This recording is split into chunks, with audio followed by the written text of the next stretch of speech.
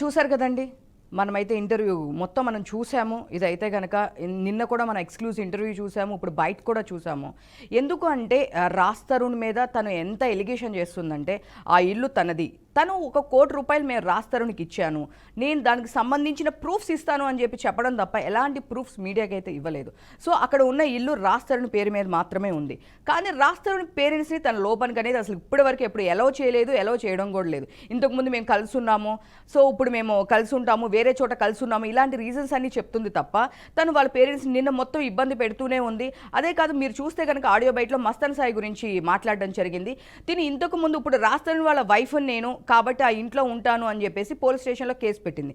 ఇంతకుముందు నేను మస్తాన్ సాయి వైఫ్ని, నేను మస్తాన్ సాయికి నాకు రిలేషన్ ఉంది, మేమిద్దరం వైఫ్ అండ్ హస్బెండ్ అని చెప్పేసి అదే పిఎస్లో కేసు పెట్టడం జరిగింది. సో తను ఎవరి వైఫ్, ఎవరి సైడ్ మాట్లాడుతుంది అనేది ఇంకా తెలియాల్సిందే ఉంది. ఈ రోజు కూడా వెళ్ళి నేను మళ్ళీ రాజ్ తరుణ్ వైఫ్ని, నాకు ఇలా థ్రెట్ ఉంది, రాజ్ తరుణ్ మనుషులను పంపిస్తున్నాడు అని చెప్పేసి రాజ్ తరుణ్ మీద కేసు, వాళ్ళ పేరెంట్స్ మీద కేసు పెడుతుంది. సో అసలు తనకు మెంటల్ స్టెబిలిటీ అనేది సరిగ్గా లేదంటారా అనే అనుకోవచ్చు. ఎందుకనంటే జరుగుతున్న ఇది మొత్తం చూస్తే కనుక మస్తాన్ సాయి దగ్గరికి ములాఖత్లో తీసుకొని మరీ తను బెయిల్ తీసుకొని మరీ వెళ్ళి కలవడం జరిగింది, తన వైఫ్ అని చెప్పేసి కేసు వేయడం జరిగింది. ఇంత ఇష్యూ జరుగుతూనే ఉంది.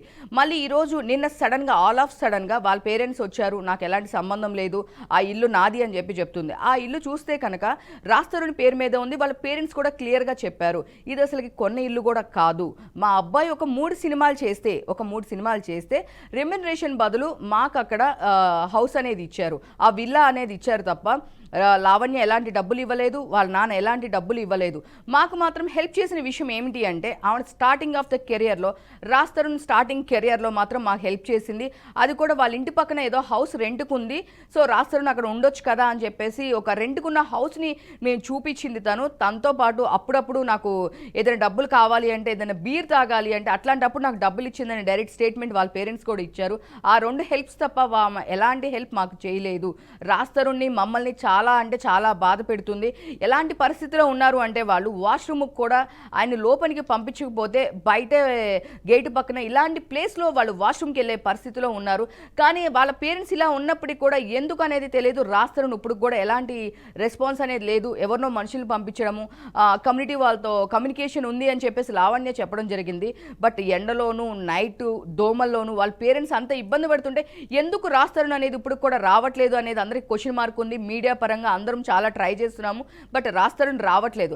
లావణ్య సైడ్ నుంచి వాళ్ళ ఫాదర్ కానీ లావణ్య కానీ చెప్పే వాదన ఏంటి అంటే, నేను ₹1 కోటి క్యాష్ అనేది రాజ్ తరుణ్కి ఇచ్చాము, మా దగ్గర ప్రూఫ్స్ ఉన్నాయి, ఈ హౌస్ నాది, మీ ఇద్దరం కలిపి తీసుకున్నాము హౌస్, ఇంటీరియర్ నేను చేయించాను, లోపల మొత్తం నేనే కొన్నాను, సామాన్లన్నీ నేనే కొన్నాను. సో వైఫ్ అండ్ హస్బెండ్ ఉన్నప్పుడు హస్బెండ్ పేరు మీద మాత్రమే హౌస్ ఉంటుంది అని చెప్పి ఒక వాదన అనేది వినిపిస్తుంది. దానికి సంబంధించిన ఒక ఇంటర్వ్యూ కూడా ఉంది, మనం చూద్దాం. ఇక్కడే ఉన్నాము, సో వాళ్ళు బయట ఉన్నారు. ఈ రోజు రాత్రి వాళ్ళ పేరెంట్స్ లోపల ఉన్నారు. మళ్ళీ మీరు కంప్లైంట్ కి ఇప్పుడు పోలీస్ స్టేషన్ కి వెళ్తున్నారు. అసలు ఇప్పుడు ఎవరి మీద కంప్లైంట్ ఇద్దామని అంటే, ఇందాక కూడా మీరు చెప్పారు హర్యానా ఇష్యూ కానీ హెబ్బా కానీ వీళ్ళందరూ ఇష్యూస్ తీసుకొస్తున్నారు, ప్రీతి మీద కూడా కంప్లైంట్ ఇస్తానని చెప్పేసి చెప్తున్నారు. అసలు ఇప్పుడు మీరు మెయిన్ గా ఎవరి మీద కంప్లైంట్ ఇవ్వడానికి వెళ్తున్నారు? కొంచెం సెన్సిబుల్ గా మాట్లాడుకొని కొంచెం సెన్సిబుల్ గా క్వశ్చన్స్ అడుగుదామండి ప్లీజ్. నాకు దాడి ఎవరు జరిగిందో మీరు చూసారు. ఇప్పుడు లావణ్య రాజ్ తరుణ్ ఇంట్లో ఉంది అని రాజ్ తరుణ్ తల్లిదండ్రులు వచ్చారు, వాళ్ళకు ఒక తల్లిదండ్రులకు హక్కు ఉంది. నేను లివ్ ఇన్ రిలేషన్షిప్ పెళ్ళ అన్నది నేను ఒక హక్కుగా ఉన్నా. శేఖర్ భాష ఎవరు, ఉదయ్ ఎవరు, ప్రీతి ఎవరు, ఆ మేఘన ఎవరు, వీళ్ళందరూ ఎవరు? వాళ్ళు వచ్చి చేసింది ఏంటి? దాడి.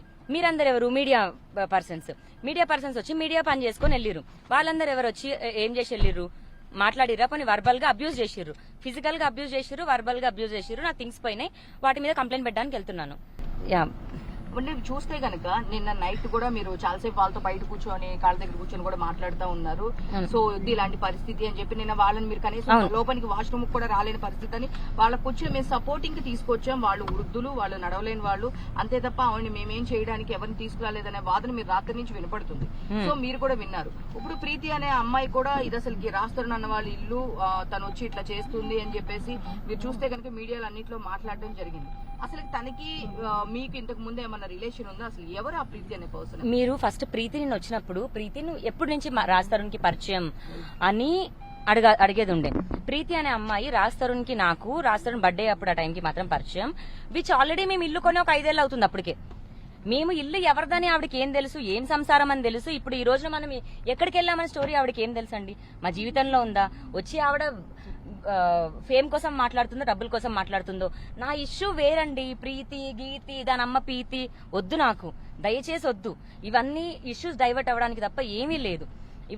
ఇష్యూస్ డైవర్ట్ అయిపోయి రాస్తారుని సైడ్ చేయడానికి మాత్రమే జరుగుతుంది ఇది.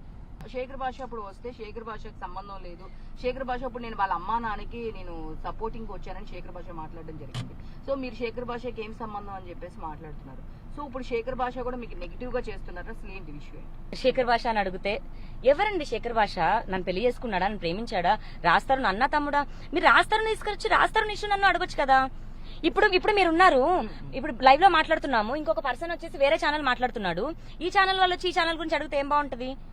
మీ ఛానల్ మీరు అడుగుతున్నది ఎక్స్క్లూజివ్ గా అడుగుతుంటే మీ ఛానల్ గురించి మీరు మాట్లాడండి. డాడీ యూటన్ తిప్పు.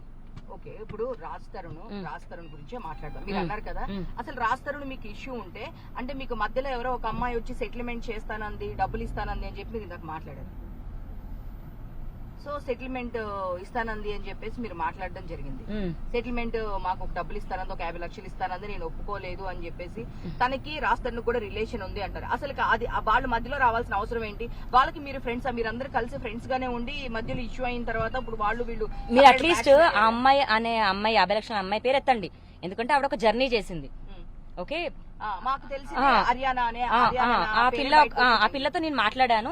మేము ఒక జర్నీ చేసుకున్నాము. ఆమె శరీరం పంచుకుందో, గుండె పంచుకుందో, మనసు పంచుకుందో, మాకు జర్నీ ఉంది, మాట్లాడగలం.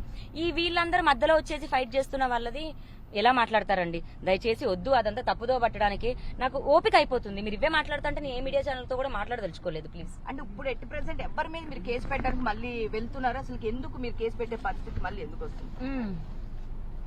ఒక్క సెకండ్ ఆపేసి. మీరు వెళ్లే వాళ్ళు మళ్ళీ ఎందుకు రిటర్న్ రావడం, ఎవరిని చూసి ఎందుకు రిటర్న్ వచ్చారు? అసలు ఏంటి? మళ్ళీ ఎందుకు కంప్లైంట్ ఇద్దామని చెప్పేసి స్టార్ట్ అయ్యారు, మళ్ళీ ఎందుకు రిటర్న్ బ్యాక్ వస్తున్నారు? అసలు ఏంటి? అసలు ఏం జరుగుతుంది? అంటే మీరు బయటకు వెళ్తే ఇల్లు కబ్జా చేస్తారని ఒక భయం. వాళ్ళ బుద్ధే అదండి. ఇప్పుడు రాజ్ తరుణ్ అనేవాడు హీరో, వాడు ఎక్కడన్నా ఏ ఊరు నుంచి అయినా రానివ్వండి, ఇక్కడికి వచ్చి ఇప్పుడు ఇల్లు కనీసం ప్రాపర్టీ ఇదైతే నీతి నియత్ నిజత మొత్తం ఎక్కడికి పోతాయి? వాటి మీద ఎక్కడికైనా ఫైట్ చేస్తాను, వదిలేదే లేదు. నిన్న కూడా నా మనసుకి ఇది వచ్చి కూర్చొని మాట్లాడి ప్రేమతో మాట్లాడుకున్నాను. నేను లావణ్యతో ఏదైనా ఏం చేసినా సరే ప్రేమతో మాట్లాడుకొని చేస్తే అవుతుంది కానీ వాళ్ళు కబ్జాలు దాడులు ఇది చేస్తే అవ్వదు. సో ఇప్పుడు నా నెక్స్ట్ పని ఏంటనేది తెలుసుకొని మనుషుల్ని రాణిస్తున్నారు ఇంటికి. ఇప్పుడు కూడా ఇన్నోవా వచ్చిన అతను రాస్తారు కూడా అసిస్టెంట్. దమ్ముంటే నువ్వు రా, మాట్లాడదాం. మనిషివైతే ఇప్పుడు చెప్తున్నా, మనుషుల్ని పంపించేది కాదు. బుద్ధివా? కడుపుకు అన్నం తినట్లా డిఫమేషన్ వేసుకుంటావా? వేసుకో, లేకపోతే హీరో లేదు. వచ్చాడు ఎక్కడి నుంచో. సో ఇల్లు కూడా ఇప్పుడు రాష్ట్రం పేరు మీదే ఉంది, మీరు ఇల్లు లేదని చెప్పేసి అంటారు. ఇద్దరు కలిసి కొన్నామని ఇందాక ఇద్దరం కలిసే తీసుకున్నాము. ఇల్లు తీసుకున్నాక లావణ్య రాజ్ లైఫ్ లోకి రాలేదు. అరే రాజ్ తరుణ్ గా సిగ్గు లేకుండా రా, ఆడంగోడ్లాగా బిహేవ్ చేయకు. ఆడంగోడ్లాగా ఆడంగి మనుషుల్ని పంపించి యదవా అక్కడొక్కడో కూర్చొని మాట్లాడుతున్నాడు. నిన్న కూడా వీడియో కాల్ లో అతను గొంతు నేను విన్నాను.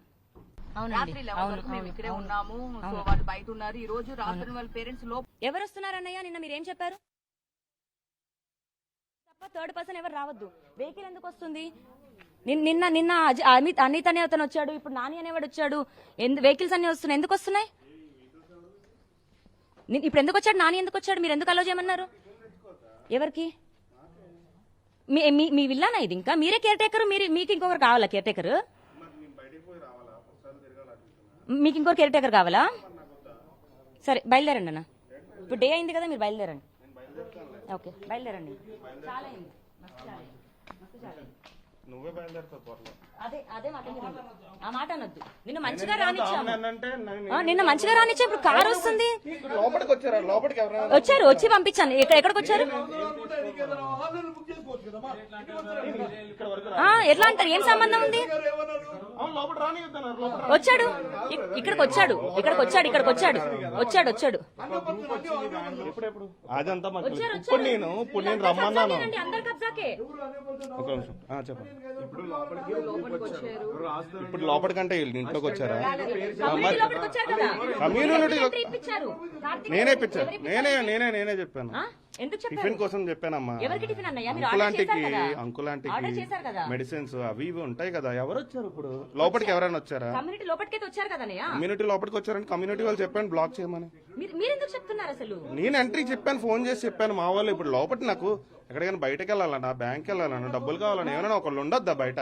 ప్రతిదానికి నేనే పోయి అటు ఇటు రావాలా? అప్పుడు మేము వెళ్ళట్లేదా? మేము చేసుకుంటున్నాం కదా. మీరు ఎవరు మీ దగ్గర కూడా నేను ఒక్కరినే రప్పించాను, నానే రప్పించాను. కమ్యూనిటీ గేట్ లోపలికి సరే ఎవరు మీరు రావద్దు. చెప్పండి, రావద్దు, ఇప్పుడు ఎవరు మీరు రావద్దు? ఉన్నారు, ఆంటీ అంకుల్ ఉన్నారు, మీరున్నారు, ఉండండి. అవును, కమ్యూనిటీ లోపలికి ఎవరు రావద్దు అన్న. పోలీసులు కూడా అదే చెప్పారు. పోలీసులు ఏమైనా రావచ్చు అన్నారా? పోలీసులు ఇంట్లోకి రావద్దు అన్నారు. నేను ఇంట్లోకి రప్పిలేదు, అందుకే నేనే అందుకే కిందకి వస్తున్నా వెళ్తున్నాను. ఉన్నారు. నిన్నే రానిచ్చాను. పోలీసులు ఏదో వచ్చి పంపించడం, సోషల్ యాక్టివిస్ట్ ఏదో వచ్చి పంపించడం కాదు. నేనే ప్రేమగా వెళ్ళి మాట్లాడుకొని నా అంతటి నేనే అలో చేశాను వాళ్ళని లోపలికి. ఎవరు వస్తున్నారన్నయ్య? నిన్న మీరు ఏం చెప్పారు? నిన్న పోలీసులుగానే ఏం చెప్పారు? మీరు తప్ప థర్డ్ పర్సన్ ఎవరు రావద్దు. వెహికల్ ఎందుకు వస్తుంది? నిన్న అనిత్ అనే అతను వచ్చాడు, ఇప్పుడు నాని అనేవాడు వచ్చాడు. వెహికల్స్ అన్ని వస్తున్నాయి. ఎందుకు వస్తున్నాయి? ఇప్పుడు ఎందుకు వచ్చాడు? నాని ఎందుకు వచ్చాడు? మీరు ఎందుకు అలో చేయమన్నారు? ఎవరికి? మీ విల్లానా ఇది? ఇంకా మీరే కేర్ టేకర్. మీకు ఇంకొకరు కావాలా కేర్ టేకర్? మీకు ఇంకొకరు కేర్ టేకర్ కావాలా? సరే బయలుదేరండి అన్న. ఇప్పుడు డే అయింది కదా, మీరు బయలుదేరండి. ఓకే బయలుదేరండి. చాలా అయింది. నువ్వే బయలుదేరుతావు త్వరలో. అదే మాట మీరు ఆ మాట అనొద్దు. నిన్న మంచిగా రానిచ్చాము. అంటే నిన్న మంచిగా రానిచ్చా. ఇప్పుడు కారు వస్తుంది. లోపలికి వచ్చారా? లోపలికి ఎవరైనా వచ్చారు, వచ్చి పంపించాను. ఎక్కడికి వచ్చారు? ఎట్లా అంటారు? ఏం సంబంధం ఉంది? లోపల రానియొద్దన్నారు. లోపల వచ్చాడు, ఇక్కడికి వచ్చాడు. ఎప్పుడెప్పుడు అదంతా ఇప్పుడు నేను రమ్మన్నాను. అందరి కబ్జాకే. ఒక నిమిషం చెప్పండి.